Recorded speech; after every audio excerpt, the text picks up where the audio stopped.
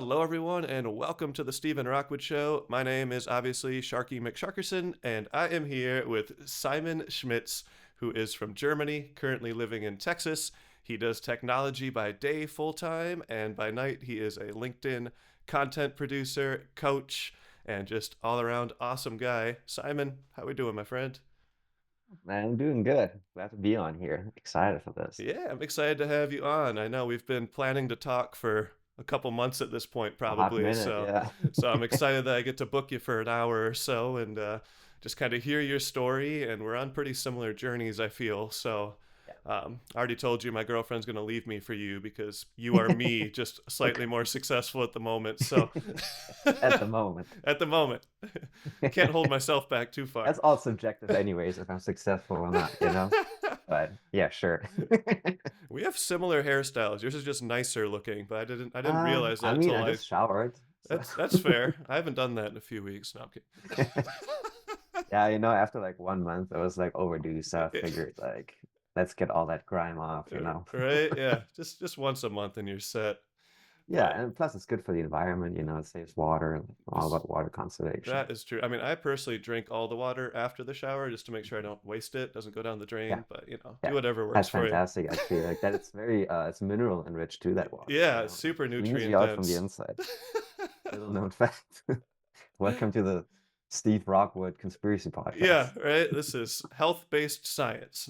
But no, we are here to talk about some personal branding stuff, probably some like work-life balance as well, since we both kind of worked full-time and did this on the side, and we're kind of building stuff as we work. So I think we have a lot to talk about there, and then just kind of helping people figure out, if they are building a personal brand, what the best way to do that is, and then what the purpose is, because we always want to give Mm. people a goal for what they're doing. So we can talk about a few of the ways that building a personal brand can be beneficial for you, even if you might not have aspirations to start your own business or to sell services or something. So, yeah.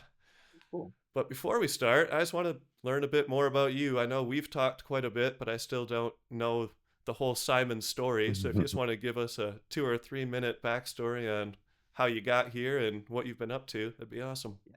Yeah, sure. Let me try to keep it under 3 minutes. But yeah, and basically I grew up in Germany, went to school there for my bachelor's degree and some political slash econ stuff. And then most people in Germany get their master's degree just because the way the education system is set up is not very important. But I decided that I didn't want to do my master's in Germany. I wanted to do it somewhere else. So initially I thought, oh, I'll just do it in the Netherlands. That's close by and it's still international. It's kind of cheating, but it's cool. I don't know. A lot of people do that. But then I met this guy and he was like, well, I'll go to the school in Texas. You should apply there for your master's. And I might have had like 3 beers in me or something. And I was like, this sounds terrific. Let me just apply. Who cares? And I applied, got in. And then after my bachelor's was done, I moved to Texas and yeah, went to grad school here, got my degree, and was like, all right, I'm gonna work for a city. And then turns out it's not that easy if you need a work visa. So I worked for the university uh, in marketing and outreach, and that was when I first got a feeling for like brands and like how to position yourself and how to message certain things. But I didn't like the environment I worked in. So once I had the ability to leave my job, I left for greener pastures, started working in tech. That job was great, but I just like a lot of when you work in tech, you have a lot of other people that get laid off left and right. You have friends losing their job, and then back in the day, you would think, well, they lost their job, they'll bounce back. They'll have a new job in no time. But it's not that easy nowadays. Like I feel like every interview you do is like 5, 6 rounds sometimes. You get grilled only for the hiring manager to not like you.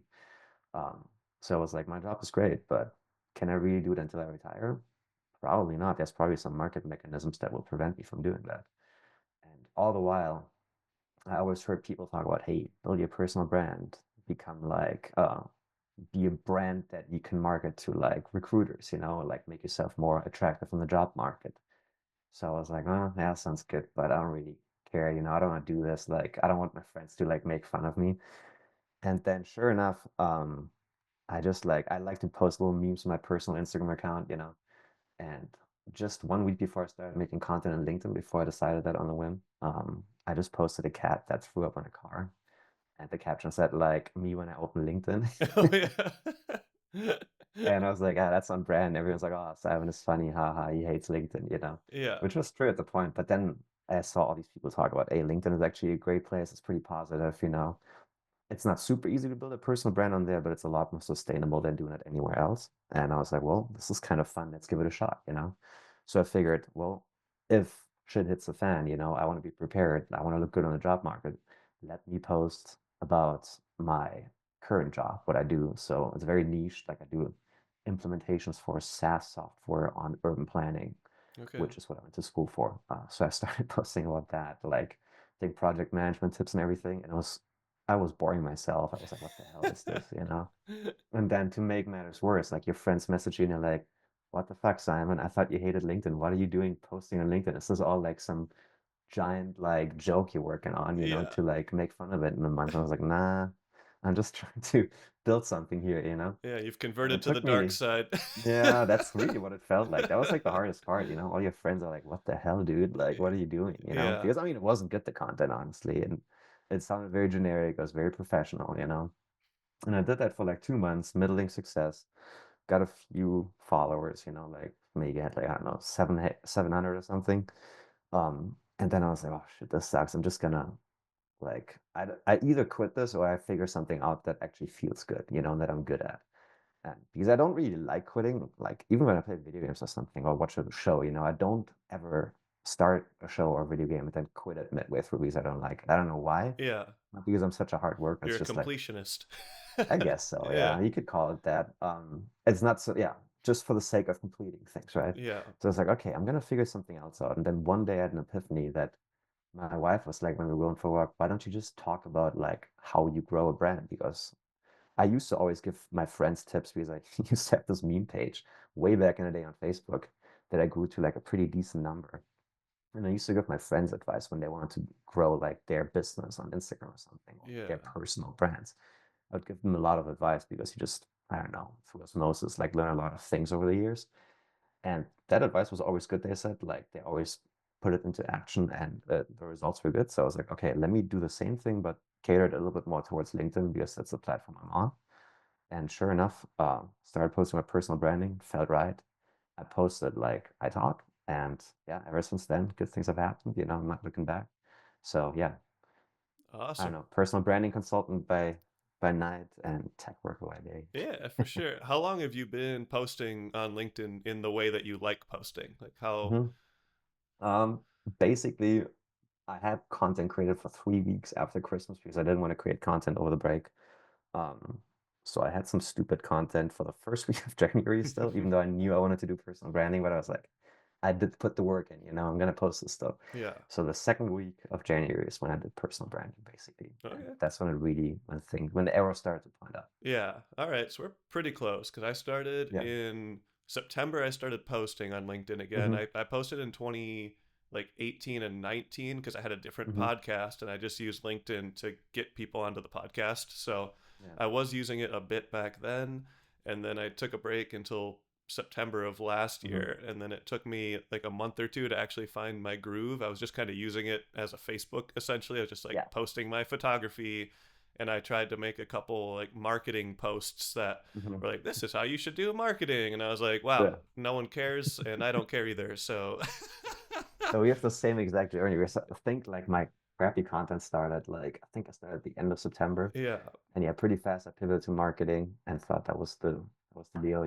yeah, I unfortunately didn't post like Facebook stuff. I just posted boring project management fair. topics. So you ahead of me there. But yeah, Fair, similar yeah. timeline. Well, it's something. It's like you fail upwards. You just got to try some Yeah. stuff to see what works and what sticks, and then also Yeah. just like see if you actually like doing it. So, hmm I actually had this conversation yesterday with my girlfriend about the podcast. Like, I don't listen to my own podcasts back, or hmm like I might listen to little clips if I remember stuff, and I'll highlight them because I'm like, oh yeah, this is important, or I'll remember maybe I'm working on something and I remember someone told me Yeah. something that would be crucial in that moment, and I'll be like, all right, what timestamp was that? And I'll go listen to it. But I never listened to like my own shows or content just all the way through. But I don't think I need to because I like what I do on the podcast. I just don't need to consume it myself, if that makes sense. Too So much, like overload at this point. yeah, whereas I feel like with LinkedIn and stuff, like it's just a huge portfolio on your page that you Mm, have to see every time you go to it. So you yeah. better like what you see or it's going to be It's gonna feel wrong, yeah. Yeah. I think once it feels wrong, that's how you know like you're on the wrong track and you probably need to pivot. But I think that's pretty normal. I don't think there's anyone, well, there's probably a few people, but the majority of people that start posting on LinkedIn all fall into the same trap of posting content they think they should post, and making it sound in a way that they think is appropriate, only to find out that there's a lot more leeway for you to be yourself on that platform, and kind of let your personality shine through and talk about things you actually care about, not things that you think that your audience thinks you should talk about. You know what I mean? Yeah, absolutely. Yeah. And one thing I really like about LinkedIn, the algorithm keeps changing and it kind of screws Mm, over organic content a lot of the time, but whatever. But the one thing I just do like about it is once you start connecting with people that you want to connect mm, with, it feels like your feed is only full of those people for the most yeah. part. And like, once every 20 posts you might see one, you're like, what the hell is that? Mm, But for the most part, you're like, all right, these people are pretty aligned with what I like. And that really rang true for me the other day because I tried to branch out. So I was like, all right, I'm making a bunch of content on LinkedIn, which is funny because back when I mm, ran communities and Halo websites and stuff, it was like I was on every platform but LinkedIn, and now I'm only on LinkedIn. And so I was like, all going right, I'm full going to circle. branch out. So I tried Instagram, YouTube, and Threads. And Oh, okay. Threads, if you don't have an established account, is the most depressing feed I've ever seen in my Mm. entire life. And I was like, what in the world? So, and then I went back to my LinkedIn, and it felt like I was back home. I was like, oh, thank God. Yeah. It's very wholesome. I don't know what it is. Like that's one of the things I grew to appreciate with LinkedIn, that it almost has like this old school Facebook vibe. You know what I mean? Like Hmm. before Facebook was just like weird boomers like talk blasting conspiracy theories on Yeah. there, like and just like weird scammers. But back when you could have groups, which I thought was a lot of fun on Facebook, and B, like see your friends' posts, Yeah. and like, yeah, once you start being yourself on LinkedIn, like the cool people will follow, you will start like sending DMs to people, people will start sending DMs to me, like that's how we met, Yep. DMs, and yeah, that's when the fun starts, you build relationships with people, like they engage with your content, you engage with theirs, you genuinely like it, you don't have to pretend, oh, this is such a great post, thanks for sharing, Yep. but you can actually be genuine with your feedback, and I don't know, like no one's really ever really negative. Everyone's always positive. Like Yeah. I know people men call it toxic positivity, but I don't think it's toxic. It's just nice, Yeah. No, When you go on Instagram and people are just like slurring at other people, yeah. like just Yeah, I don't know if you've being vile. checked out Twitter slash X Ooh, lately, but yeah, my God, that used to be my main the platform. I had cesspool. 30,000 followers on there, and Oh, geez. I hadn't posted in I hadn't tweeted in probably 2 years, and I tweeted Yeah, the other month just to like check it out. I had 8 reach. I have 30,000 followers, and it went to 8 people because yeah. Probably wasn't right thing enough. and I was like, what in the world? But yeah, and then on X, it's also like a pyramid scheme as far as the monetization goes, because you need to have the premium version of Twitter in order to open up monetization. But the other thing you need 600 followers who also have Twitter premium. So basically, Yeah, it's a pyramid it, scheme. it's just a straight up pyramid scheme. They're like, all right, you're a creator, you're Cool. gonna make content, and then you're gonna tell other people to pay us so they can follow you and you make money. Oh my God, I didn't know it was that bad. I mean, I knew they were pushing certain content types more than others, but I didn't know it was like that extreme. Yeah, Like it's that's it's I don't know what the future is for Twitter because I feel like they're just running it into the ground. Like starting with the name, like yeah, who came up with that? I know it's It's so crazy. generic. I know. I actually was drinking an energy drink yesterday, and it still had the old Twitter logo on it, and I was like, "Ooh, I better check the Mm. expiration on this one." Yeah, I think yesterday I saw like I forgot what it was.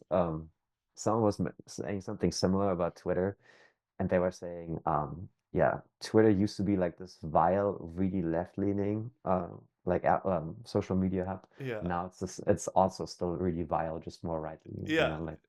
That's pretty spot on, I Yeah, guess. pretty spot on. Yeah, I Yeah. liked the old Twitter because it was the easiest way to talk to people that you shouldn't be able to Hmm. talk to, like celebrities and people that were just way above you on the Yeah. hierarchy of life.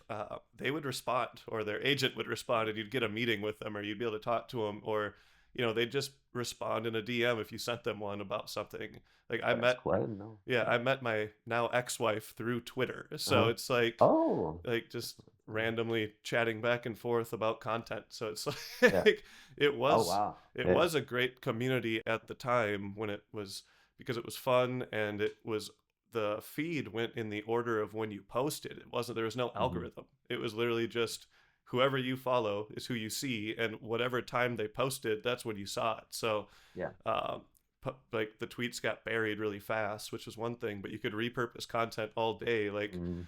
back then, you would tweet 6 times a day. Like I remember I worked for a digital agency, and we would schedule 6 to 12 posts per day for Yeah. Twitter, and it would just go across, and it was successful. Good old But days. now they Yeah. changed it, and it is That's crazy a over bit there. better. Yeah. I think even Facebook was like that way back in the day, like Yeah, 2012 or whatever. Like, but it was just like first come, first serve, you know, and like the more you scroll down, like the older the post would get. And that was all it was, you know. yeah, Or like they harvested data and everything. But yeah, good thing we still have LinkedIn, I guess. we Like do, and keeping the spirit alive, you yeah, know. which brings me to my next topic, which is kind of similar to this one. But as far as like personal brand goes, do you build outside of LinkedIn, or are you exclusively on LinkedIn right now? Um, Honestly, I don't have the time to build outside. I want to build outside. Probably.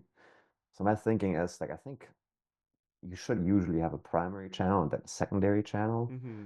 and then you can then maybe like one channel for outreach, like emails or something. So I'm thinking my secondary channel might become Instagram. Yeah. I just have to figure out a way to block all the people on my regular Instagram Oh, before I start that so that I don't all see my posts because I just don't want everyone to see what I'm up to. yeah, But that's probably what I'm gonna do next, and I'm just gonna honestly repurpose my LinkedIn content, put it on there.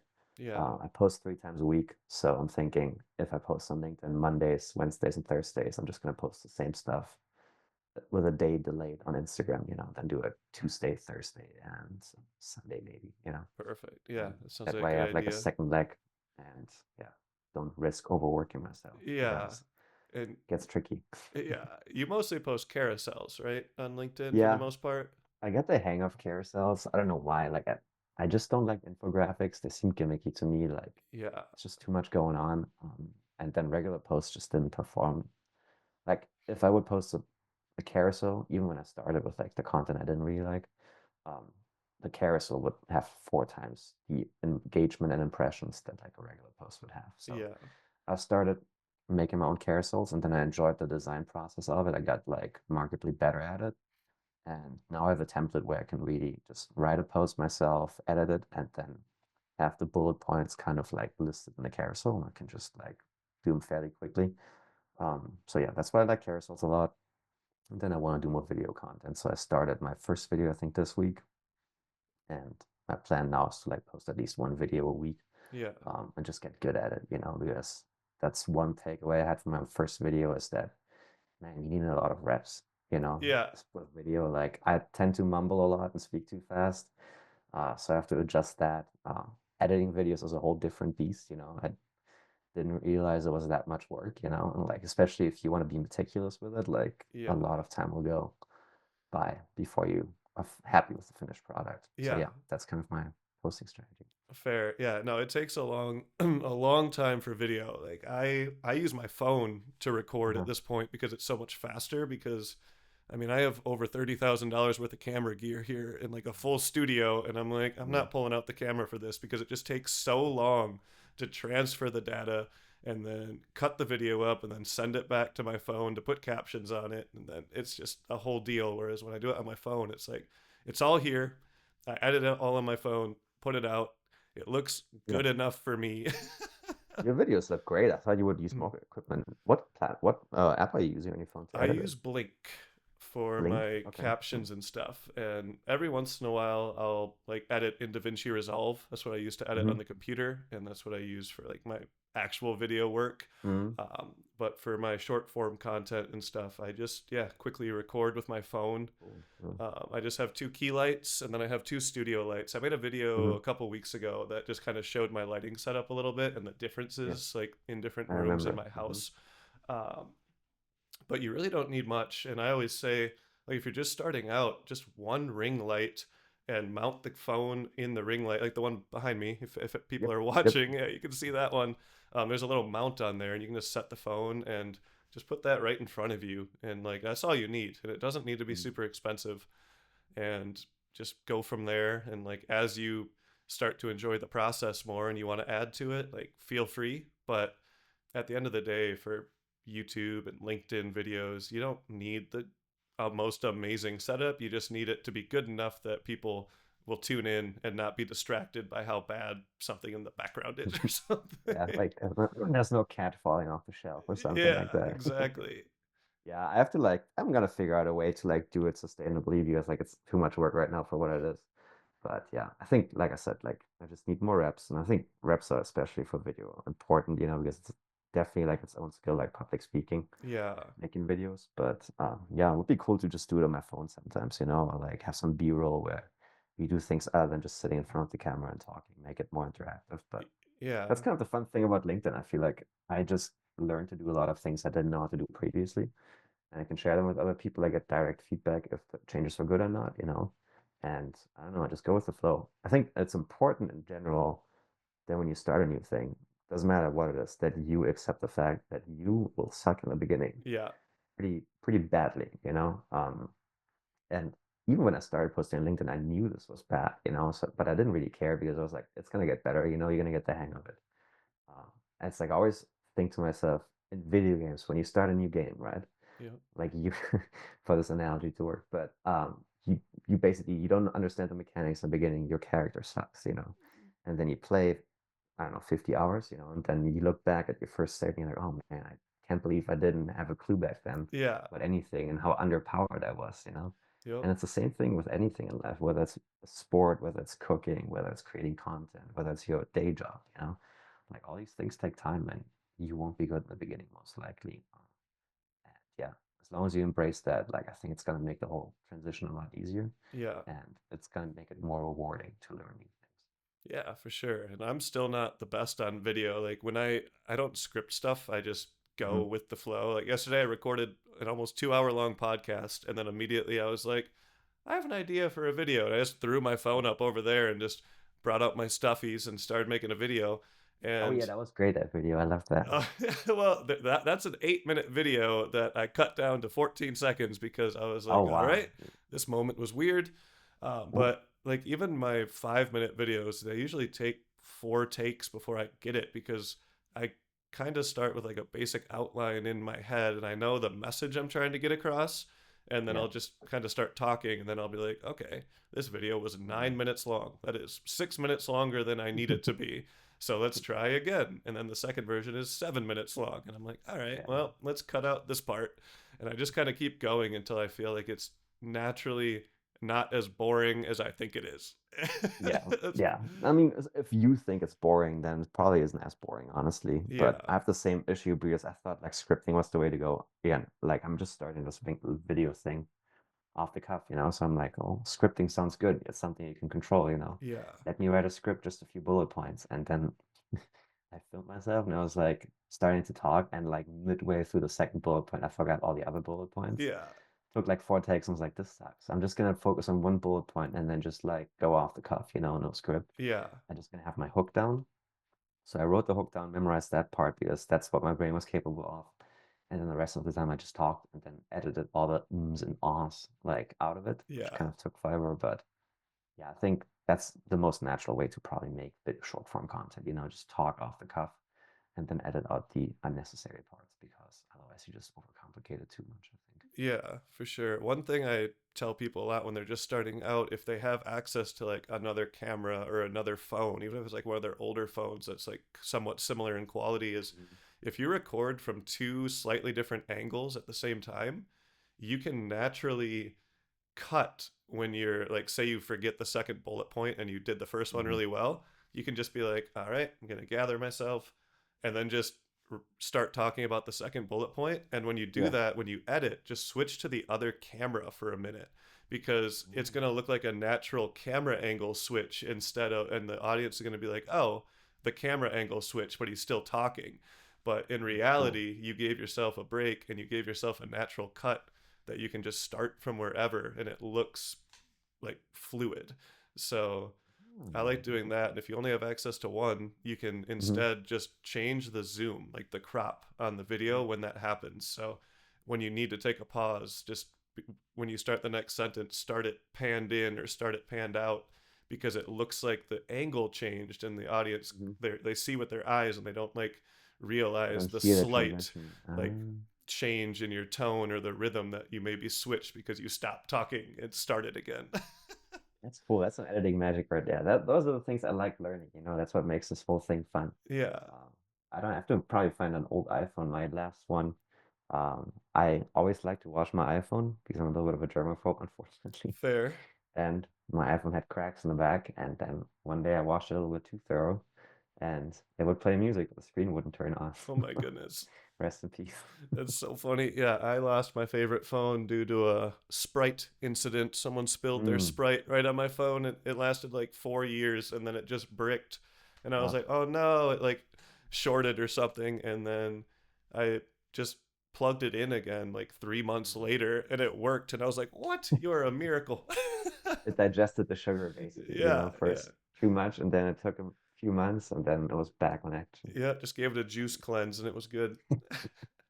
Reverse juice cleanse just Yeah, with Sprite. random, God's but this nectar. little guy, if anyone's watching, it is Hmm? a pen to clean off lenses, but it works so well on phones. So if your phone camera is ever like kind of blurry or your phone says like clean the lens for clearer pictures, if you literally just use this little guy, you just rub it on the lens and it clears it right up. I just carry this thing around with me everywhere. I need one. Yeah, it's amazing. Mine's They're like pretty dirty. $4. This one's called Lens Pen. I'm not sponsored, And but if not sponsored. lenspen.com wants to sponsor me, go for it. But yeah, I love Want to those know this things. lens pen? If anyone knows the CEO of Lens Pen, let me know. That'd be fun. That'd be a funny coincidence, but stranger things have happened. Yeah, that would. Yeah, my girlfriend yesterday asked me if I've had Bang Energy, and I was like, I have. And actually, the CEO is an absolute nut job. He's hilarious. Oh, yes. He's Yes. unhinged. But 4 years ago, or 5 years ago, probably at this point on LinkedIn, Mm. he posted a video and the audio quality was so bad. Like he had a microphone in front of him and it was so bad. So I just commented, like, hey man, I'll fix your audio for free if you want. Uh-huh. So he sent me a DM and I went on like a Zoom call with him and fixed What? his audio setup for him. And I was like, That's amazing. I have had Bang Energy actually, and I actually know the absolute crazy man behind it, and he is hysterical. He's a lunatic, He right? In a really good way. is. Yeah. I've seen some of his videos. I'm like, oh, Jesus Christ. Yeah, he's so This is what a funny. cocaine bender looks like. That exactly. Like that's why I'm like I'm pretty sure he slips some coke into the bang. Like that's the super creatine. It's just Yeah. cocaine. Dude, they never woke me up. Like I remember I liked the taste of it when I was in college. Yeah. So I would drink them every once in a while, but they just would never wake me up. I don't know what it was. Yeah. And then they had these other energy drinks. I think they were called Rain. That's And hilarious. of I course, was just energy about to drinks bring aren't that one great, up. but I love Rain is Rain. good. Yeah. I know. Yeah. I like those a lot. The Should probably orange. buy one again. Yeah, Haven't the bought one forever. orange is my favorite. It's like Orange one, yes, the one that tastes like Fanta a little yeah, bit. yeah, yeah. Yeah, that's mine. That one and the gummy bear one. Oh yeah, the sour. Yeah, is it white gummy Sour bear or gummy bear. something? Sour gummy. I can't remember. Yeah, I don't remember. I just remember it was like green and yellow. Okay. The little logo on the can. Yeah, Good times. I don't know. Yeah, what is it with energy drinks? People always talk about how bad they are for you, yeah. but no one can really tell you why. I Is it know. like just the amount of caffeine or like all the additives they put into it? I'm not sure. Yeah, it is interesting. I think it boils down to what the fake sugar is at this point. Like if you ever have a Yeah. green monster where it's actual Mhm. sugar, oh my goodness, Mhm. that thing will have you wired for 4 hours and then the Yeah. biggest crash of your life because you just consumed 200 grams of sugar. Yeah. I remember one time I was like a teenager, I think I was like 12, and that was like the heyday when like Red Bull and Monster Energy were like the only two big dogs on the market. Yeah. And of course, I was a very impressionable teenager, and I was at my grandparents' old house. Like it was like this old big house in Germany. They were going somewhere, and I was like, the evening, you know, it's like, oh hell yeah! I had them buy me like 2 Monster Energies, you know. Yeah. I'm gonna just like drink them because I didn't know like how potent they are. I thought it was just like soda, you know. Yeah. So Also, like two I months of just energies counting. is the most German thing you've said so far. 2 months of energies. Oopsie, I meant 2 Monster Energies. Close enough. Thought you were trying to get a 2 month supply of Monster. And I was I like, mean, how many I don't think I would be here. how many cases is that? Too many for your heart to take, Yeah. honestly, probably. No, but I had yeah two cans, and I drank both of those back to back. And then I watched the Texas Chainsaw Massacre, Oh my and I gosh. had straight up a bad time. You know, I was like, "Oh That God, sounds, what is yeah, you going were on with like, my?" you were straight tripping. Yep, I was like, that was like the my first interaction with a almost heart attack, probably. You know, It's a good thing straight to up not a have good time. at age Yeah. 12. Oh yeah, very impressionable. That movie was also not very enjoyable. A, it was bad. B, I was like, this is kind of scary. Yeah. Yep. Yeah. Everything combined, you know. But Yeah. energy drinks still fun. Still fun. Still fun. Yeah, I got my half pre-workout, half BCAAs in this bad Oh, boy that I'm cool. drinking here. So Any brand shout outs that we're not sponsored by? I know, right? I know. I need to start wrapping all the stuff that I'm drinking and eating until I get sponsored. Yeah, it's like all these old shows when they like blur out the brands when they're eating chips or something. That Yeah. always cracks me up. I know, especially when you can clearly still see the logo. Like they'll always do Pepsi, and it's like you can still tell it's a Pepsi Yeah. logo, though. That's like when they have like a computer, you know, like in some show, and then like they blur out like the Mac logo on Yeah, it. And it's like so obvious what it is. yeah. But Especially those I old guess, yeah. iMacs where it's the Yeah. huge one with the colored back. Beaming, yeah. Like, I wonder what Windows computer that is. Macs are cool. I don't know. But what really trips me up, like I use a Mac in my for my personal stuff, for my LinkedIn stuff, and then a Windows for my work. Yeah, And just the little thing that like on a Mac you have to press what is it, Command and Control, and on Windows you have to press CTRL and yeah, Control. My brain just can't take, you know, especially when I switch back and forth between two. Like yeah, every time I copy one cell to another, I press the wrong combination, you know, yep. like on both computers. It's just the So dregs of society. my workaround for that is I have a keyboard that is Mhm. just programmed for both, so the buttons are the same. So Um, I just switch out the keyboard when I'm doing it. So I use a MacBook Pro for like work and podcasting and video editing at this point, and then I have a $5,000 gaming computer down here that's water cooled, which is pretty cool, and then I have another gaming computer next to it that I use to stream. So it's like a $3,000 one. So I just have them all connected, and then I just switch the keyboard when I'm switching the input, and I don't have to change my keystrokes at all, which is That's actually nice. so And maybe I nice. can do that. I have a keyboard with both that's like some Logitech little keyboard Yeah, yeah, that yeah. works for both Mac and but maybe I can, yeah, reconfigure that command on the Mac as also. Yeah, that'd be Or like on nice. the on Windows is also the same thing. Yeah, because Yeah, I have a gaming computer too, but I think my cooler is broken because it makes all these unholy noises when oh I yeah, play. So I just put headphones on and like I'll deal with it later. And that's yeah. probably gonna fry the computer pretty soon, but Depends what cooler it is. If it's your CPU, then you might be okay. But if it's your yeah, graphics card, you probably fry it eventually. I'm pretty sure it's probably for the graphics. Oh God, I need to get on top of this. Yeah. That's neither here nor there, but it just Eh, reminded me of that. just open the case, let the air, just put a Yeah, fan next to it, just blow it in. yeah, yeah. Good thing it's not propped against the wall. It's Nah, okay. the air comes out on top. It's all good. Fair, fair. It's okay. I just realized my camera that I've been using like outside a bit. It's a Canon R5C, and I just realized because it's meant for like studio recording. It's an 8K camera that's approved by Netflix, so like all my footage could be used in a Netflix documentary Mhm. technically. Um, I just realized that there's a huge vent on it. So if it's raining or snowing and I'm outside, all the water is just going to go straight into my camera. No.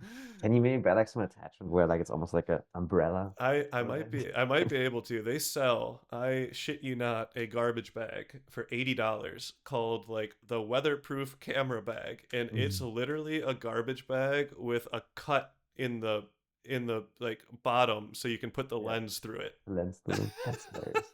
I mean, that's like some thrifty business right there, you know? Like Yeah. that's probably a demand for it, man. I know. Next thing you know, they make a quick buck off of it. I'll probably buy one. It's gonna have the Target logo on it because it's just gonna be recycled Target bags that they found, These paparazzi melted cameras you them saw back together. in the day. Yeah. That made me laugh. Your post of when you were saying that you were taking like pictures of the birds outside without your shirt on, only to realize that what was it, like some maintenance workers or something Yeah, like so I walking by. have like almost the main power lines for the whole Yeah. neighborhood in my backyard, which is great. That's where the transformer Yeah, it's is. so annoying. So like every once in a while there'll just be construction workers in my backyard with no warning, and like my whole Yeah. house you can see through the backyard from every room. There's glass doors, glass windows, like you can see through from every angle essentially. I was outside yesterday or the day before and I had just worked out, so I was like pretty hot, and the weather's been Mm. warming up here in Minnesota, but not like enough that you should be outside without a shirt on, but enough that I had just worked out and I was warm, and I was like, "Oh, Yeah. there's a woodpecker outside.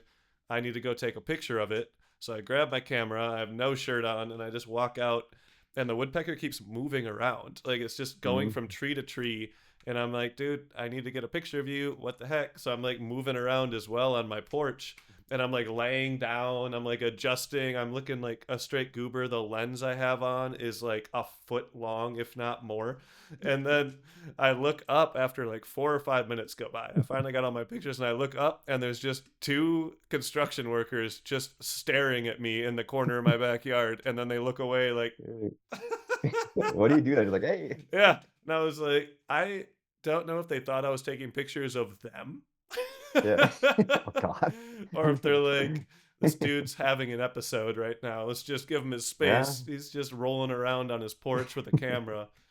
Yeah, Did they say anything at least, or did they they did just turn not. around and I oh got God, nothing. that's the worst. And then when I looked out, I left my house to go somewhere like 20 minutes later, and I looked outside and they were still there, but they were on the other side of the fence. They had gone to my neighbor's side of the fence. And I I've was like, seen enough. yeah, they're like, all right, this guy's insane. Let's move on.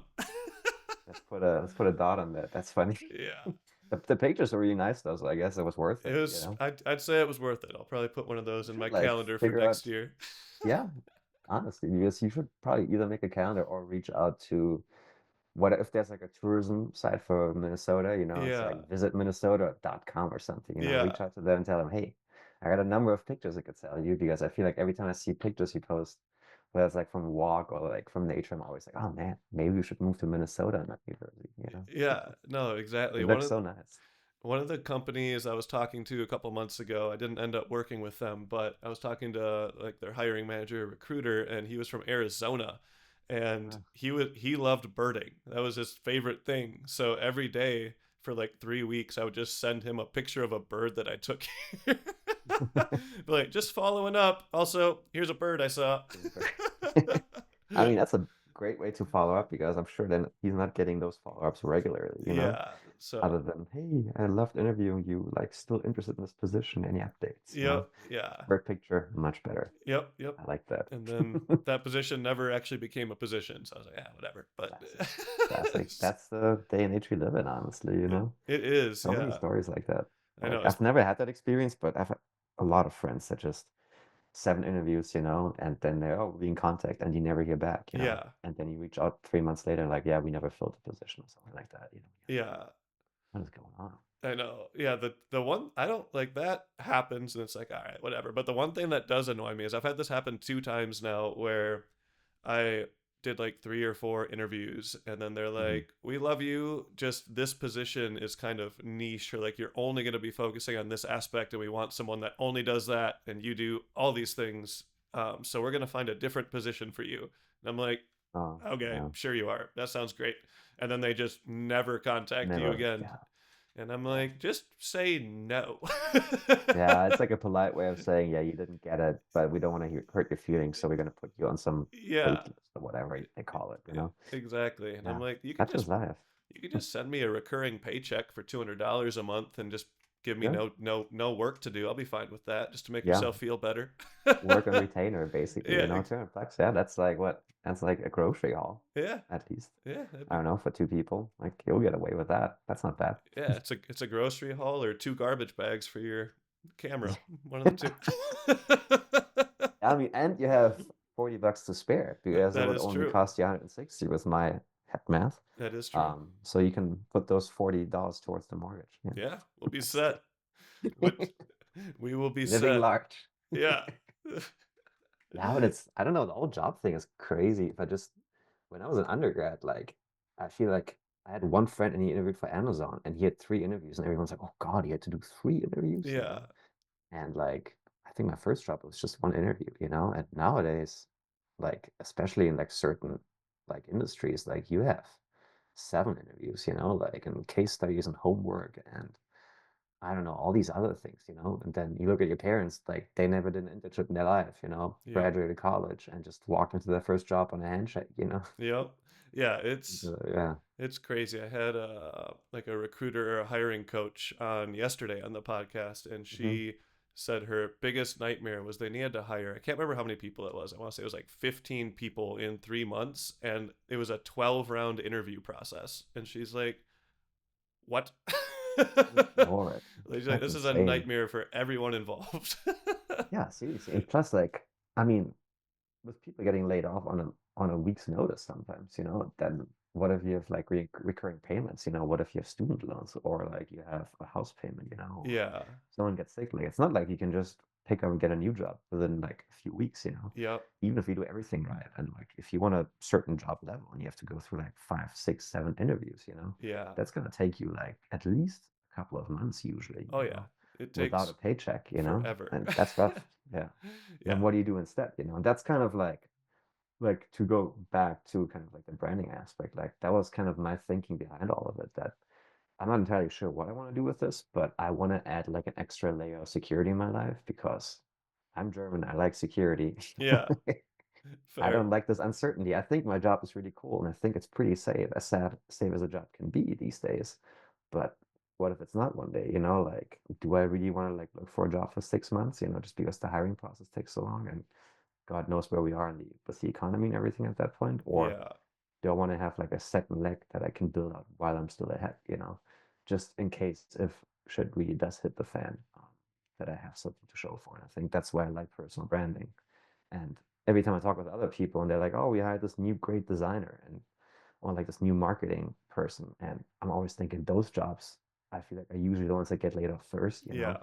And I would literally tell anyone that I know, and I started doing this, all my friends that work in marketing or like are designers or something, I'm like, you should really think about like posting your work online, you know, and kind of building at least a portfolio, you know, like just in case because you never know these days. And so it's kind of like I'm almost getting passionate about it. I'm not that passionate normally, but it's one of those things where I feel like a lot more people don't realize how difficult times are, you know, and like how bad it can get fast. And I think if you want to prepare for the worst, it's time to build something kind of to set you up for success when that stuff happens. You know what I mean? Yeah, for sure. And I think the fun thing about doing it when you do have like some security or a full-time job is when you find something, you get to test a bunch of stuff and like try Hmm. it out and see, what works for you and what works for your audience and what you like to make. But at the same time, you have some income where if you want to hire out for some stuff,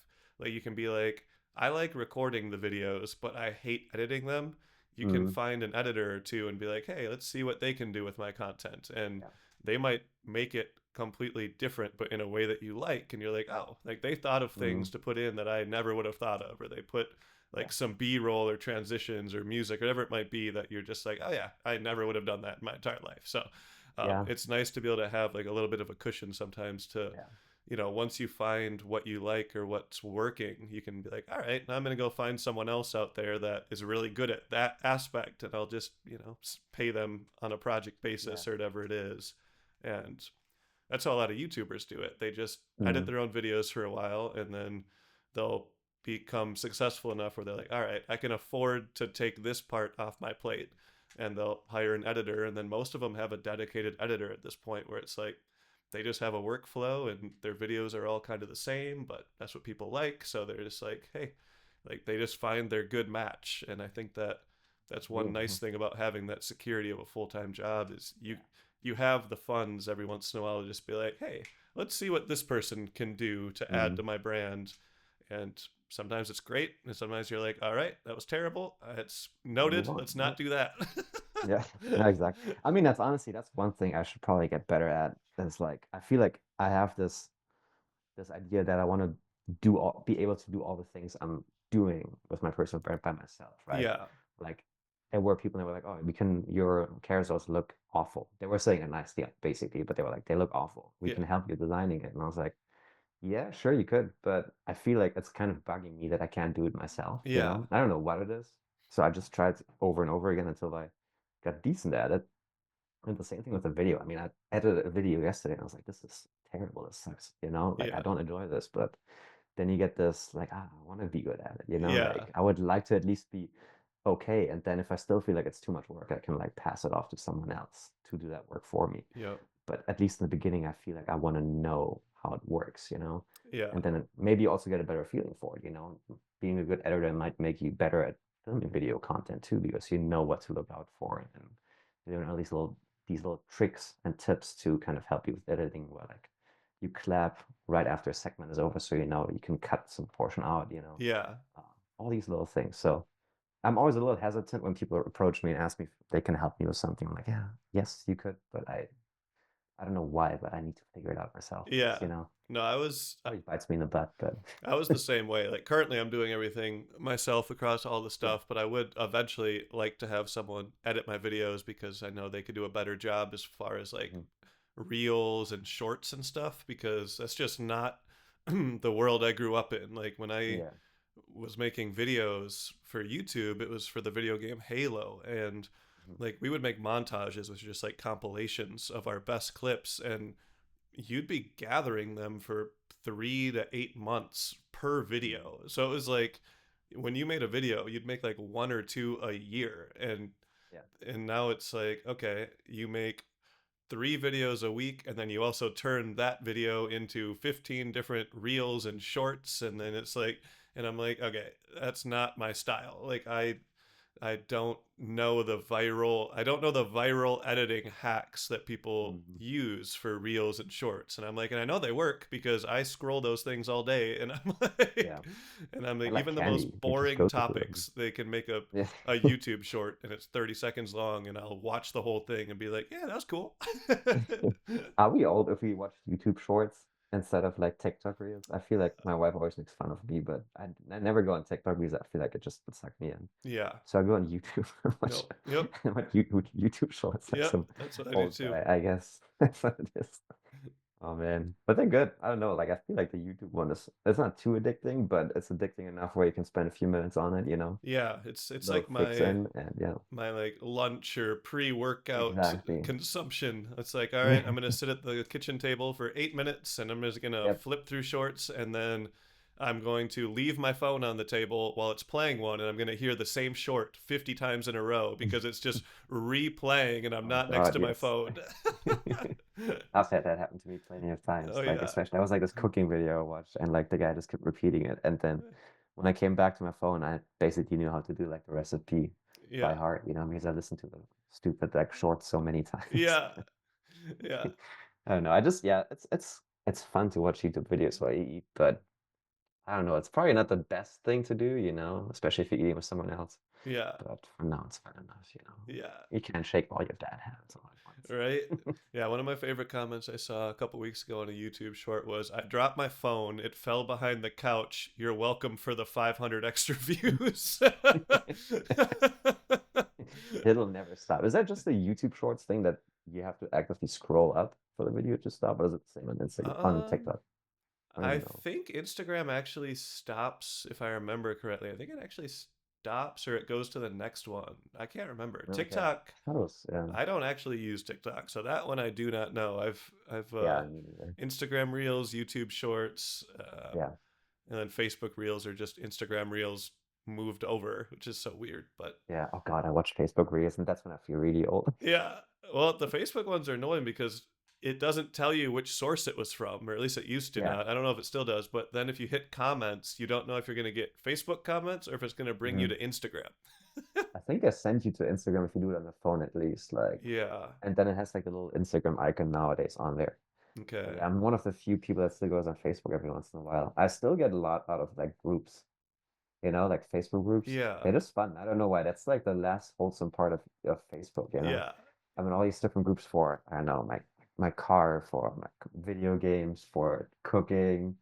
Like, I don't know, but they're all pretty nice. Then every once in a while there's a funny comment in there, and then everyone roasts that person, but they kind of Yeah. deserve it. Yep. I don't know. I enjoy that aspect. But Facebook had like groups where all your friends were also in. That's when that was like peak social media, I feel Oh like. yeah. Yeah, we had So, we lived in the Junction apartments in college, mhm. and we had a Crunction group, and it was just all the people that lived in the apartment complex, and it was so fun because you could just like it was just like you'd post random shit that you saw around the apartment, or else you'd like invite people to parties or whatever, and it was such a fun group. And then we had highlighters that we would give everyone when they came over to our apartments. They could just write on the walls. So like the last post of all time in that Crunction group is just pictures on move out day of us holding black lights to all the walls because they're just full of highlighter from the past year. And then it was just Awesome. us using magic erasers and erasing this entire apartment. Oh, geez, that's a lot of work. You didn't just paint over it? No, we straight up magic erased it. I think we went through Oh, probably wow. 20 of those bad boys. There's just five of That's us. commitment. And we were like wiping it to the point where the eraser just disappeared. It would like disintegrate. Well, it was worth. Is it like you should find that video if it's like this or that picture? Yeah, I Post think it I somewhere. still That's have actually the pretty cool. photos. I think I'm still, because I'm the admin of the group. So I think I'm still on there. So it's Oh, if just, it still exists, even better. yeah. Yeah.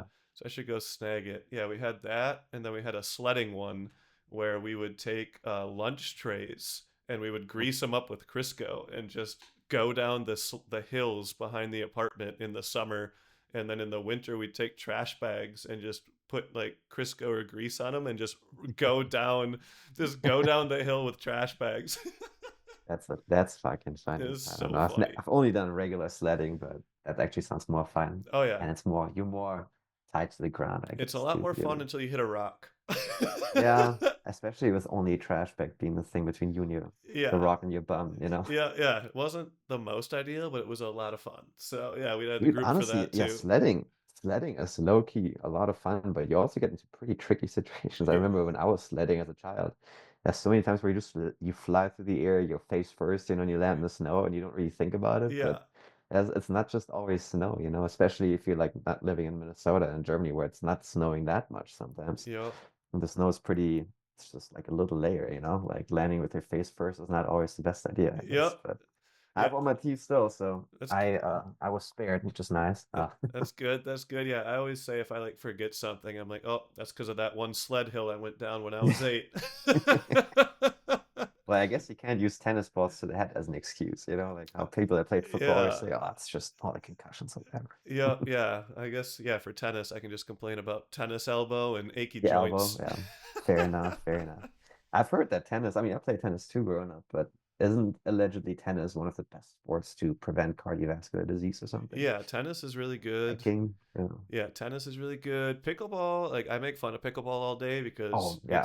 it's hilarious, but it is a good sport for people that like just need to move. Like it's a really good mobile sport because you're not really stepping.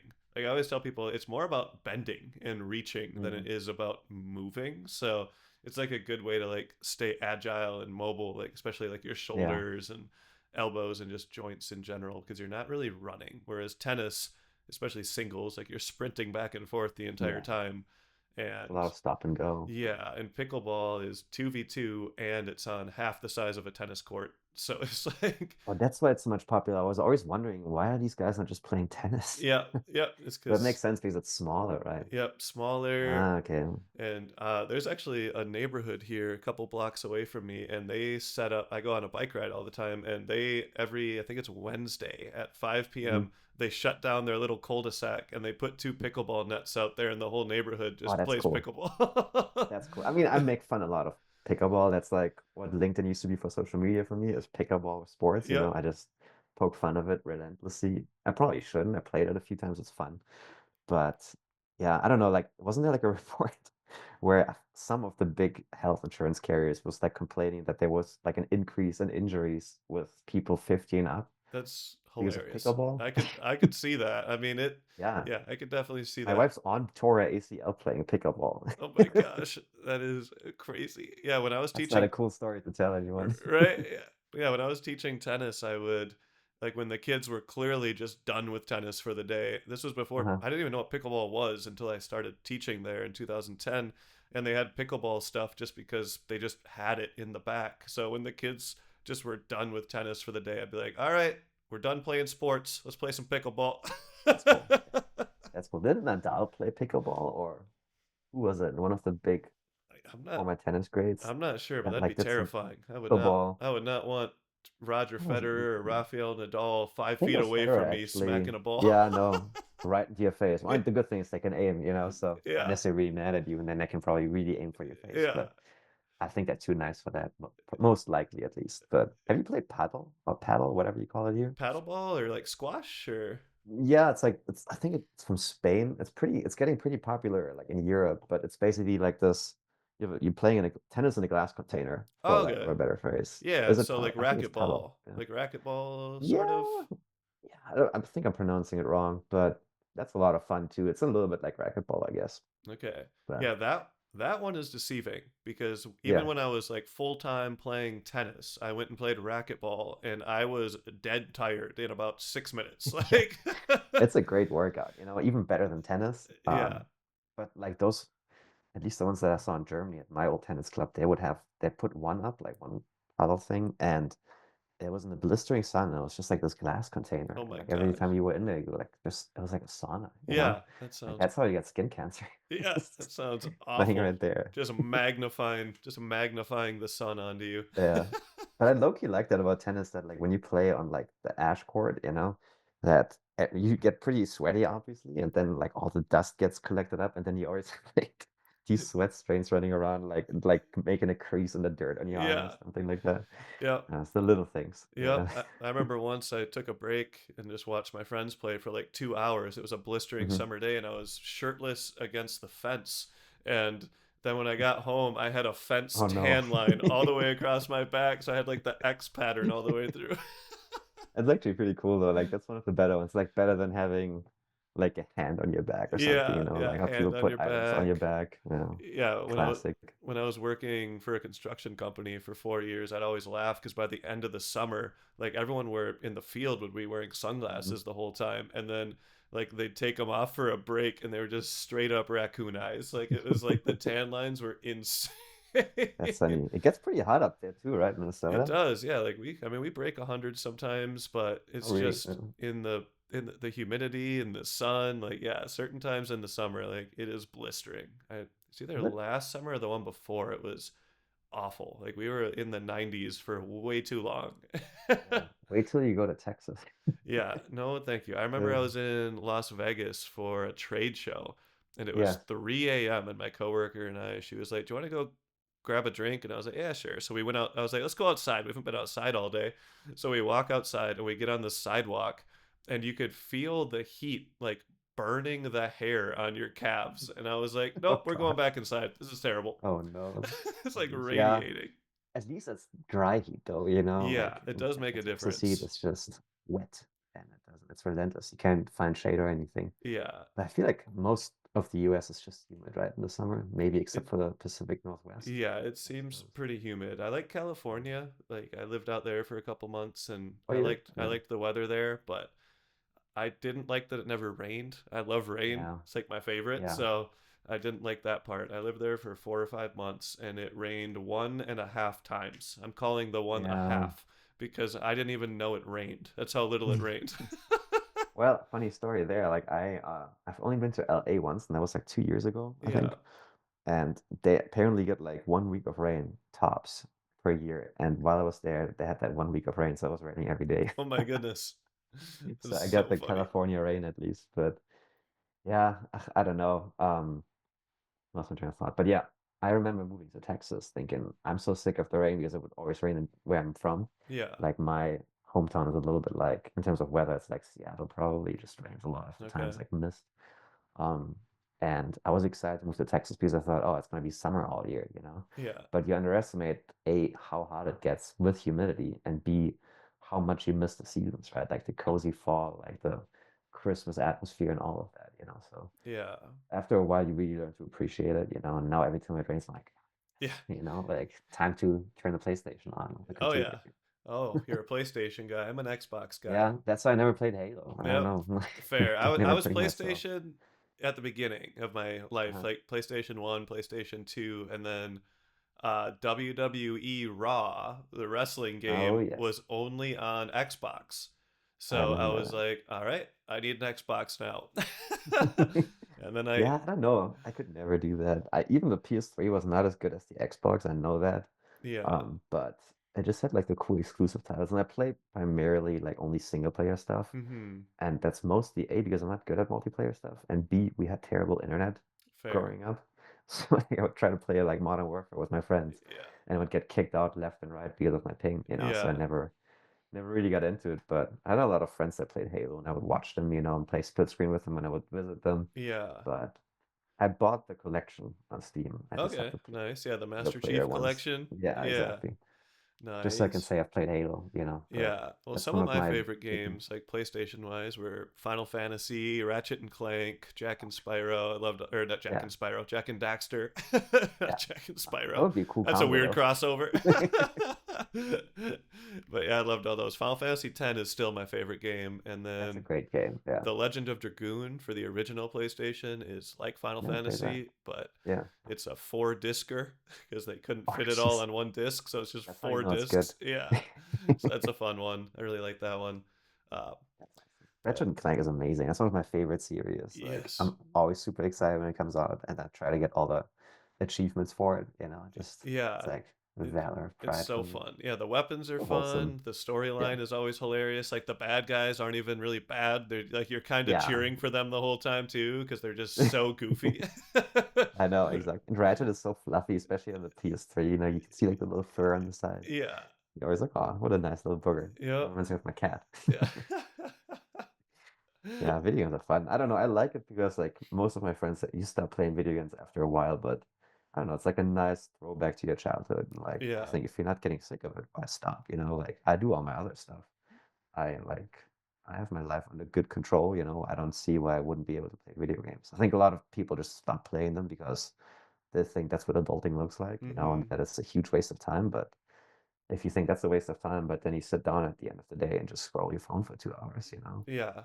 I would argue playing a game is a little bit more productive, but Yeah. No, I would agree. Yeah, we've beauty been is in the eye of the beholder. yeah, we've been playing Rocket League lately, which is a game that I knew That's I would fun. suck at. Like I knew it from the start, and we've gotten so much better in just like a month that I'm like, hey, Yeah, look at us, go us. it's very skill based, and that's one of those cool games where you can actually build a skill, you know, and Yeah. like it kind of is like that's what LinkedIn, what made posting on LinkedIn easy for me. That like I have enough experiences where you start something new and you suck in the beginning, like we talked about it earlier, and you just know that's part of the process, and you don't get discouraged because you know automatically it will get better the more you do it, you know, and Yeah, like for sure. that Just takeaway alone is like worth a lot, I think. yeah, and just being able to adapt and not feel bad about adapting is something I Yeah, always tell like just because you came up with a plan to like yeah, to post on LinkedIn and you did it for 2 weeks and the plan didn't work, you're like, all right, well, those results were shitty.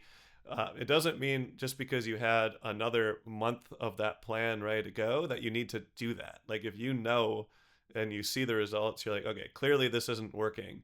It has nothing to do with I haven't been here long enough. It's just this content doesn't resonate.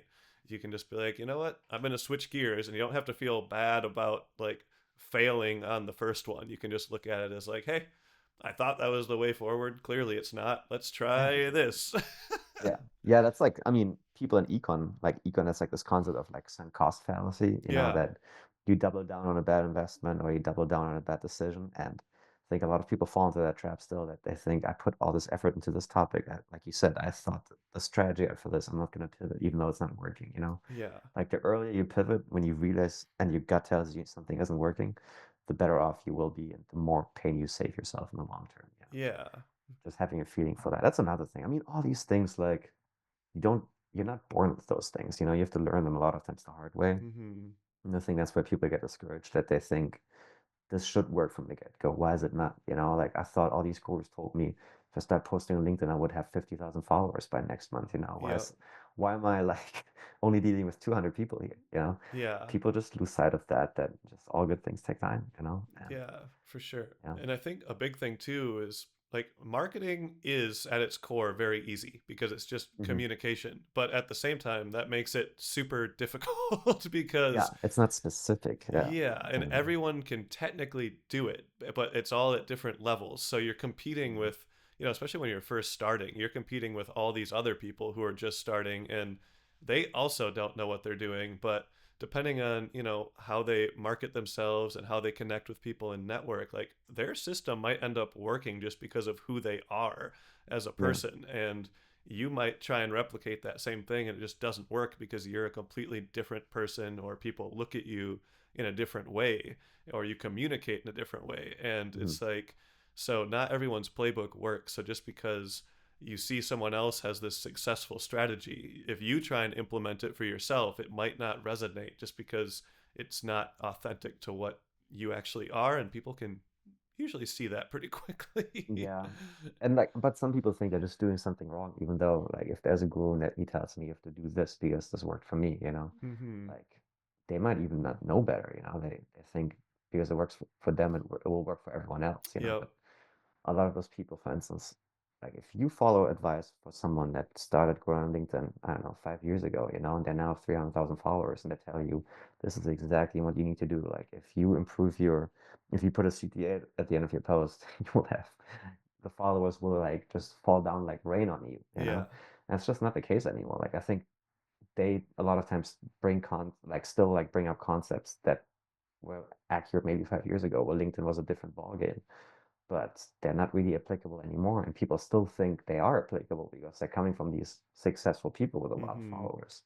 Um, but yeah, I mean, LinkedIn is constantly shifting, and so are the strategies that work, you know, and like the sooner you start stuff that feels good for you and it works, even though it's not supposed to be something that works according to some of the gurus, the more you will be able to be successful because you go with your gut and you go with what works for you. You know, I remember when I started on LinkedIn, everyone was like, "Don't be funny, be professional." You know, so I was like, "Okay, I'm gonna fall into line." You know, Yeah. let me like write something generic with AI, and it just didn't work, and it was terrible. My friends were like, "You sound like an idiot," you know. Yeah.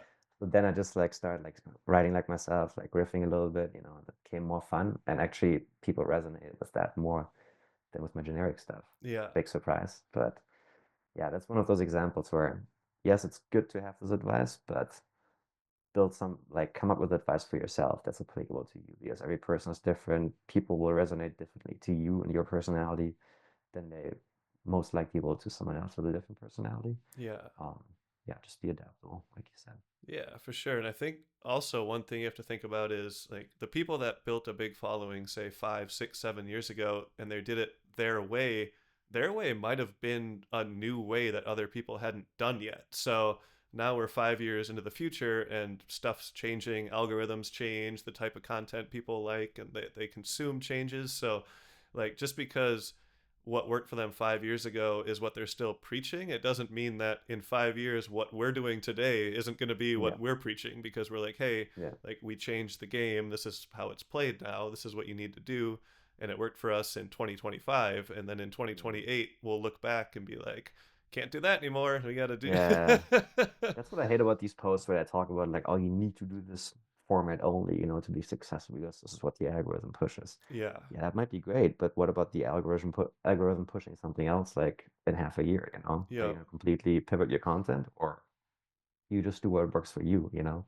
And like the algorithm, let the algorithm catch up with you, you know?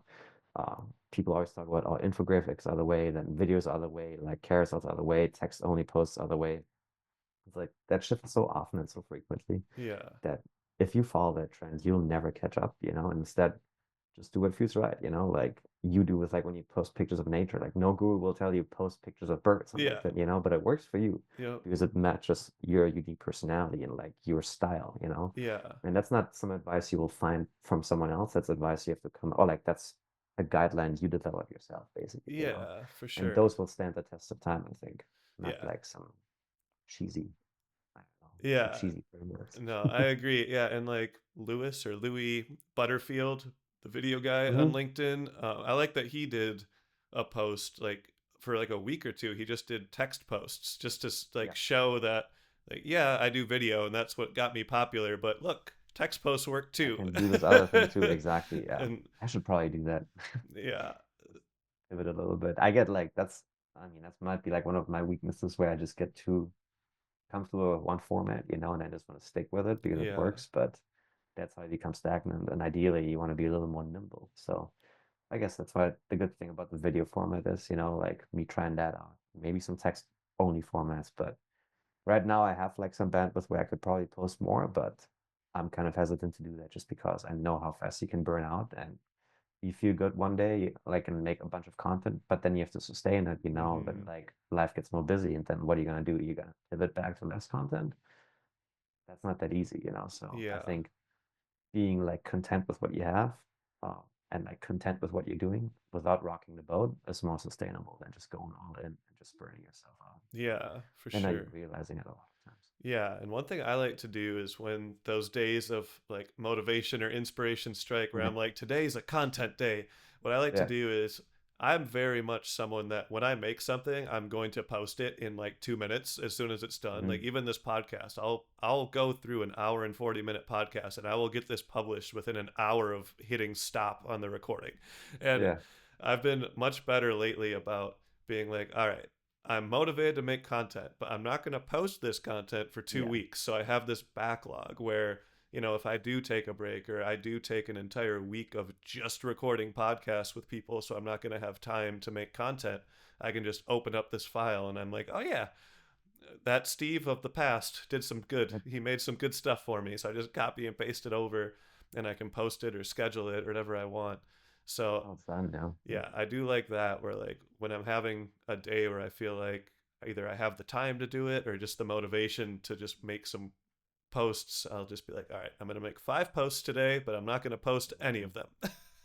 Yeah, because like also like if this one day becomes something you do full time, like what if you want to take like 3 weeks of vacation? I don't know where I heard it, but someone was talking about like the real litmus test of whether your business is sustainable, is that can you take 3 weeks off without really getting into any existential like um fears. Yeah. And if you can, then your business is on solid footing. If you can't, you're probably not as solid as you think. And I'm always thinking with content, like whenever one of those like bursts of motivation where I have like the ideas are free flowing freely, Hmm. and I just have good stuff I can write down. I write those down and then turn them into posts and build a carousel for it. And I put it into my scheduled one because I don't want to like work, like crank out all this pot, like this content that feels forced when I want to go on a break and not want to post or Yeah. like create posts at least. And then I can at least always go back and just have those posts ready and I don't need to work extra. So Yeah. those moments of energy you channel to build for vacations later on, basically. That's how I view it. For weeks where it's just where life is too busy and stuff hits the fan, and you don't have time to create. And you still want to be consistent. That's how you do it. Yeah. Get content back. Yeah, for sure. You said. Which brings me to my a question for you as far as like when you were starting on LinkedIn and trying Hmm. different things, how did you determine what was a good fit for you and what wasn't? Like was there like a criteria you looked at? Was it just engagements or Yeah. Do you mean in terms of like post formats or yeah, just post topics format. overall? Yeah, like how did you land Yeah. on like, hey, this is clearly my niche is the Yeah. carousels. Like these are what work for me. So I'm gonna just, go all in on these as much I as I just can. I just like I like creating those the most. I don't like making infographics. I don't know. I don't like cramming a bunch of stuff on one page.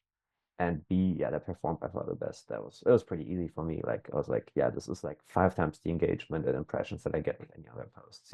Yeah. Be that as it may. And I like the form because it's easily digestible. You can just click one slide at a time, read that content, and you don't get overwhelmed. Um, so I figured for me, it's like the best fit for now. That might change. like especially with like short form video. I enjoy making that, so maybe I'll pivot more to that eventually. But I do like the design aspect of it. You can be a little creative without overwhelming myself with it. Yeah. And it looks nice. So I don't know. So yeah, that was basically my criteria why I went with carousels. But Yeah. yeah, just looked at the analytics and what was the most fun for me to create, basically those two things. Yeah, for sure. Do you use Canva or a different tool for your? Yeah, I use Canva. I mean, for a while I thought maybe I use Figma, be a little bit more professional with it, but Yeah. why change a winning formula? Like it works pretty well on Canva. I have a good hang of it right now, so Yeah. everyone else seems to be using it as well. I asked some designers because I wanted to like kind of make sure that I'm actually on the right track, and I asked them, "Hey, are you using Figma for your designs?" Like a bunch of other people on LinkedIn that I follow, and they were like, "Yeah, honestly, I started with Figma, but Canva is actually so good and so intuitive that I just do all my content for LinkedIn on Canvas and then on Canva." And I was like, "Oh, well, if they do it, I can do it as well." Yeah. So Canva it is. I'm pretty happy with it. It's pretty cost effective. Like it has everything I need, Yeah. especially with the pro version. It has its quirks here and there, but it's not perfect, but it's pretty close to it. Yeah, yeah. I've been using it since like 2017 or 18 or so. Yeah, a Okay. long Yeah. time because I used to teach it to my interns at my old agency. I remember like, Yeah. and then they'd blow their class away because they'd use it instead of PowerPoint, and they'd be like, "What hmm the heck was that?" Yeah, I used it for my first job out of college too, like for like we basically did infographics for some of our programs, and I was like, yeah, let me try making them, but they were not that pretty. Like they were informative, Yeah, but that was my first like touch point with it. And then just for fun, like recently I took one of those old flyers because I had them on my computer still and on my old work computer, and I tried to make it pretty with my knowledge that I have now in Canva, yeah, and that was pretty cool to see because then you can compare what you were, I don't know, 5 years ago yeah, compared to like your knowledge now, because design is one of those cool things where it's fun to learn, because there's so many principles at play, and when you start applying them, like you see the results pretty instantly. yeah. And by the time my design got better, my content also really like took off for my standards. And that was like kind of a signal to me that yeah, this works, and designing does have a big impact on it because it also has some brand recognition using the Hmm. same colors, the same font, the same themes. Um, and it just kind of all brought everything a little bit better together for me. So yeah, big carousel fan, Yeah, for both sure. in real life and on Canva. Fair. They can make you a little sick, I guess. Actually, the pictures I posted like 2 weeks ago, we were at an art battle at the mall and we were Uh-huh. right in front of the carousel. So the background of all the pictures is this huge lit up carousel. So you basically posted a I carousel. did. I'm gonna have to make that post soon now, actually. Like, here's my LinkedIn Alright. carousel, just a picture of a carousel. You say I've heard carousels perform the best on LinkedIn currently. So here's Yeah, my contribution. that's a good. I'm gonna post that, and it's gonna go viral, and we're gonna go Oh, back to this timestamp and be like, you know yeah, what? This is when everything changed. this is where I became a millionaire from one Exactly. viral post. This is where I'm I sure there's joined some the people out carousel of there. millionaires. But Oh God, yeah. as far as like building your brand goes, did you sit down and actually like create sort of like a brand book, even if it was just a sheet of paper with what you wanted Yeah. to convey and like what colors you were going to use, or how did you go Yes. I about mean, like that? my colors were pretty simple. I just like green and yellow. Yeah. Yellow is my favorite color. Green is up there. And then I always like black. So yeah, just use those three colors. I said like from the get-go, this is all of those colors will be in every design I do Hmm. or any content I do because I just want to have people associate those colors with me. I had some different font initially I didn't like it, then found two fonts that I do like for my content, one for headlines and one for text. Hmm. So I stick with those, and I think in brand Canva you can have your little brand kit where you put all these things It in. that's so Yeah. useful, especially because I'm colorblind. So trying to pick a Oh color shoot. close to Yeah. my brand color is literally impossible. So Wait, but you have like red and blue, isn't those aren't those it, the hardest colors to see? they are, but that's why they're so abrasively bright. Oh, that's interesting. Have you tried one of those glasses I where you can have. see colors with? Do they Yeah, actually and work? they work pretty well, and even my own glasses help a Uh-huh. little bit. So, Oh, okay. yeah, not like a ton, but enough that it makes a difference. Like I've done those hue tests, or there's that Hmm. board game called like Cues with Hues or something, and you have to put all the cards in the correct order of the hue, and like Yeah. with my plain eyes, it's almost impossible. I got 9 out of 100 when I did it, which is horrific. And like the only thing lower is my IQ at that point. But then I put my glasses on. I got like 30 or something, and I'm like, that's better. Like it's not Oh, great, but decent. it's Yeah. better. I mean, 30, like that's one third, right? Yeah, Was my math check out? Yep, yeah, yep. about 1/3. That's not too bad. So not terrible, but and it makes You sense with because I'm that. colorblind with two colors. So it's like if you're colorblind with two colors, and then Yeah. it's just like all right. So I think the glasses help me see the extremes a little better. Mm-hmm. So because basically what happens to me is if you have 10 of the same color in a row and they're different shades, they all just look the same to me. Yeah. So So weird. even if you start Yeah. dark and then go light and then go back to dark, like they all just blend into one color if I look at them. Yeah. So Such an interesting phenomenon. But yeah, more power to you for choosing those colors then, yeah. honestly.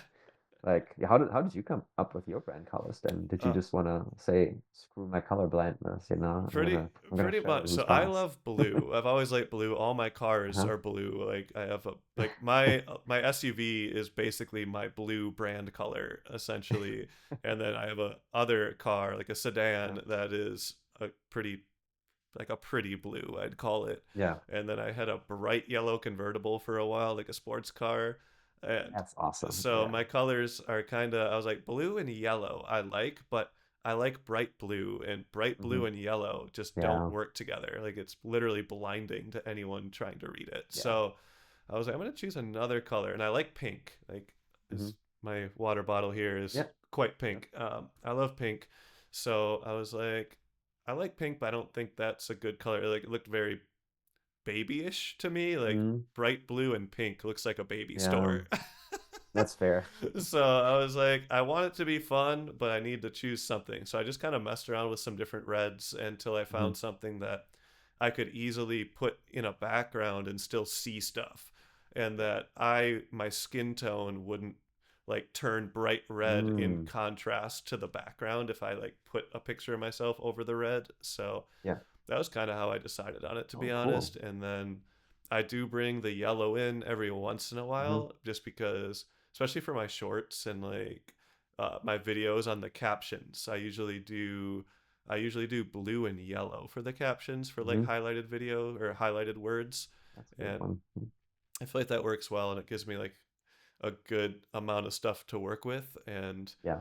I do feel like it's on brand. Like my girlfriend was making fun of me because I made all those podcast covers, Hmm. and she like and asked people what their favorite was, and she voted for like the professional one, and she's like, I vote for this one because the other one is so childish, and the childish one is gonna win because that is 100% you, and everyone Well, that's voted how for you know that it's one. right. Exactly. Yeah, That's how you know it's a winner, you know? Like, yeah, who cares if it's childish, you know? yeah, Or like that's why I like when you use like your stuff, your stuffed animals, you know? yeah, Like I like that stuff. Like I like stuffed animals. It's weird, but I still have a few from my childhood that I don't want to throw away, you know? And I think that's why I like cats because they remind me of that. yeah, And I think it's super cool that you use them in your videos, you know, because like you don't really see that all every day, that yeah. people like use toys in general, let alone like stuffed animals.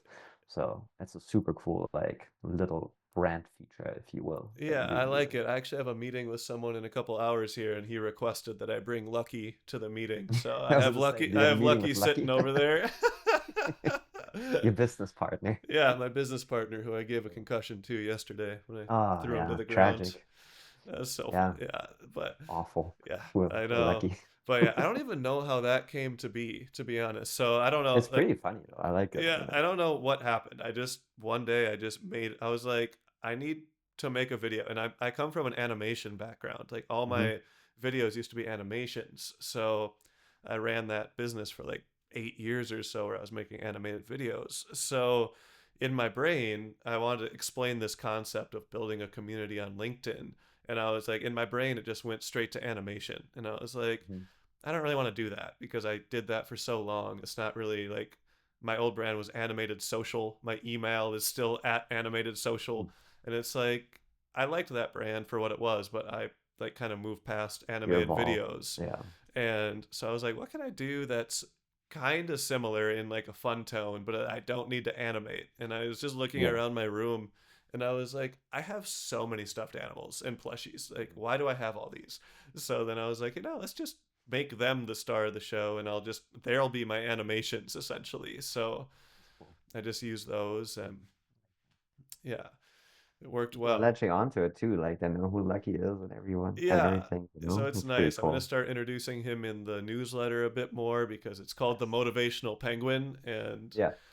actually, I have a podcast guest coming up soon, and he's been designing some logos with me because he loves the dabbing penguin. So he just asked, like, "Hey, can I like take a shot at some logos?" I was like, "Yeah, that'd be sweet." That's cool. Yeah, maybe you can even like into your designs just have like little like Lucky peek in there every once in a while, Yeah, that's what I so was people thinking. like And then like maybe on the gravitate to them. newsletter, just have him pop up every once in a while with Hmm. like, "Here's a fact from Lucky," and he'll just give us Yeah. some tidbits of knowledge.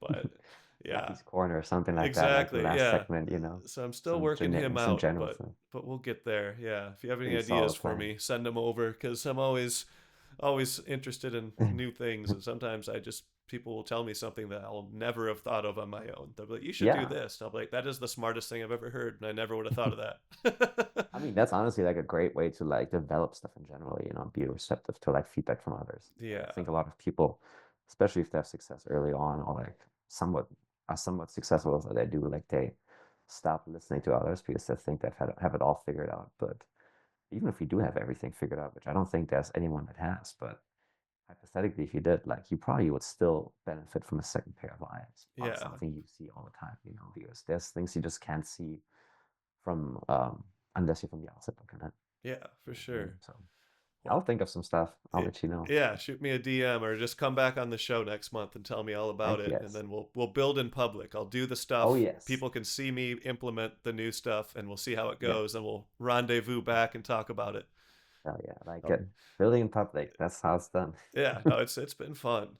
Well, I better let you Perfect. go soon, but I had one more question for Yes. you. Well, two actually, but one first, and then the other Fire one's a away. simple one. But just so we have some learning outcomes from here from Yes. Simon, what would you say if someone is trying to build their personal brand but hasn't started yet? Where would they start, and just how like what's that first 2 weeks look like? Yeah, I think the first thing you need to think about is like, what topic do you want to post about? Do you want to post about your job, that your day job you're currently having, your expertise, or do you want to talk about a passion project that you have that you're good at? And after you determine that, maybe determine if it's something that will only help you with like finding a new job, or do you want to make a business out of it one day? If you want to make a business out of it one day, maybe it's not a bad idea to have some general idea where it could lead in terms of like scaling it eventually. So that's the basic thing. And of course, you can always pivot if it doesn't work out. Like it's not like that's set in stone. But the other important thing is that I would make sure that I have, like we talked about just now, like have my branding in order. That's not hard to do. You just choose two colors, maybe do a little bit of research, or you already know two colors you want to pick, two, three colors, and then use those colors on any of your designs, right? And I think you can just start off writing text only posts, make it easy on yourself. Don't like reinvent the wheel. Just post something that comes to mind, something that you've been thinking about recently, and just see how it resonates. Try out different topic formats, like how the text is structured, if it's a bulk text or just a lot of white space. See what works best, and then just slowly work yourself into one of the other post formats, right? If you want to try a carousel, maybe make a very generic carousel with just a background color and text, and try that out, and then you can build from there. Slowly but surely, you can like learn some design chops. Um, so those would be like the hard things to focus on, and then the soft things to focus on would be to surround yourself with other people on LinkedIn that probably are on a similar like part of the journey, and you just like build relationships with them, not because you want to eventually sell them something, and not because you want something from them, other than having fun on LinkedIn and like kind of building a circle around you. And most likely those people will see a post every once in a while that will give you feedback, and you can just like kind of bounce off ideas of each other, and you can like they will give you feedback on your posts, you give them feedback on their posts, and it will make the whole experience a lot more positive, and it will make it also easier for you to grow. Because of course, the bigger your network is and the more you engage with other people, the more followers you will get. So those two things would be the main things I would focus on. Building, like knowing what your topic will be you want to talk about, your branding, and then also like building a good community around you. And then the algorithm will do its part and kind of show you more people like that as well. So Yeah, for sure. And as far as like the community part, one thing I was talking about this yesterday is like you and I are in a very similar space. Like Hmm. technically we'd be competitors probably if you like put it on paper. Like Oh we'd be like, goodness. you know, we'd be competitors, but it doesn't Uh-huh. feel that way on LinkedIn because No. A, there's enough business to go around, Yeah. but B, everyone is still, you know, they're building their brands, they're figuring things out, and then once they do figure it out, you know, they know who they're targeting, but at the same time, like I'm not a perfect fit for everyone, but Yeah. you might be the perfect fit for someone that I talk to. And then I'm just going to be like, hey, go talk to Simon instead. He's a much better fit for what you're looking for. And I even had, like the other day, I have someone coming on the podcast in a week or two, and I talked to him a bit beforehand. And he just reminded me of someone else that I'm connected with on LinkedIn. Like I've never talked to the person, but I was just like, you two are like brothers. Like you are the same person. And so I was like, Yeah. you need to connect with him and talk to him. And he messages me that like that night. He's like, hey, I just talked to him for 2 hours. It was amazing. He's like, make sure to get him on the podcast. Like he's great. Like, and I was like, yeah, I like. That's amazing. Yeah, So that's how it should go. Exactly. Like that's the nice thing about LinkedIn. It's not like people trying to like one up each other, you know, it's very collaborative. yeah, And I don't even think about, I guess, yeah, technically you're right. Like maybe we have like a similar niche, but I don't even view it as that, you know. yeah. There's enough things to go about, and I don't know, let's just keep it light, you know, keep it fun, and good things will happen. Yeah, exactly. And like one thing I was talking to my girlfriend about this yesterday too is I was like, you know, I'm meeting all these people and some of them are like potential competitors, some of them are potential clients, some of them are Hmm. just potential cool people to have in my life or talk to and learn from. But like the one thing that I do really like about this is, you know, we're in the same space and maybe we build our own thing for 2 years, but in 2 years we're like, hey, why don't we just combine forces? And then all of a sudden, you Yeah. know, you have Steve and Simon's coaching or whatever it might be. You know what I mean? It's like because we were on the same path, we figured out the same things at Yeah. different times or in different ways, but then we're just like, hey, like this is what we're good at and we like each Yeah. other. Like, why don't we just do this together? You Yeah, know? exactly. You never know what the future holds. Like that's like the cool thing, you know, if you're open to those kind of things, you don't like shut yourself off from the get-go, you know. Mm-hmm. Like things you didn't really plan for might happen that are great, you know, and even better than any ideas you had Yeah. initially. So that's a great perspective. So yeah, let me know. Yeah, will do. Yeah, Uh, it'll be a really fun callback in a few years yeah. when that happens. We'll just be like, we talked about this, but Remember this. yeah, Do you remember? the origin story. But That's yeah, funny. no, that'll be fun. But yeah, that's how I always look at it. Is like they're not your Mhm. competitors. Same with like YouTube. You know, like when you're making YouTube content, there's 50 other people that have a million subscribers that are making the same type of content, Yeah. but there's always room for There's you. enough people in the world, exactly. And Yeah. if your content is good, like it will find the right people, you know. Yeah. Once you get into this like gatekeeping business, like it's just that's when you lose. That's when people lose interest. You don't make yourself more likable, you know. Yeah. Um, yeah, it's like a fool's errand.